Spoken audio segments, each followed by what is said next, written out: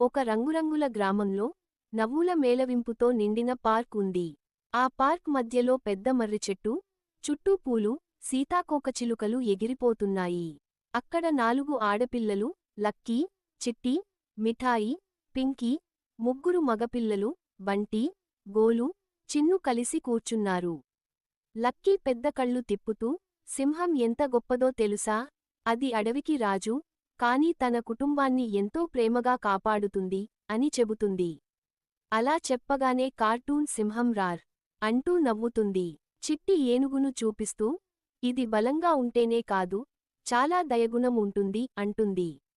వెంటనే కార్టూన్ ఏనుగు నీళ్లు చిమ్ముతూ ఫుష్ అని పిల్లల్ని నవ్విస్తుంది. మిఠాయి పావురం వైపు చూపించి, శాంతి అంటే ఇదే అంటుంది. పావురం రెక్కలు ఊపుతూ హృదయాకార మేఘాలు గీస్తుంది. పింకీ కుక్కను ఆలింగనం చేస్తూ, విశ్వాసానికి మరో పేరు కుక్క అంటుంది. అప్పుడే బంటి గుర్రం మీద ఎగిరి, శ్రమ, వేగం రెండూ గుర్రంలోనే ఉన్నాయి అంటాడు. గోలు కోతిని అనుకరిస్తూ, తెలివితేటలకు కోతి రాజు అంటాడు.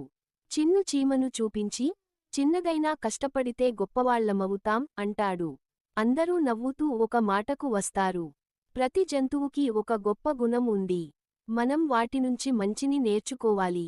చివరికి పిల్లలందరూ కలిసి నినాదం చేస్తారు. జంతువులను ప్రేమిద్దాం, ప్రకృతిని కాపాడుదాం.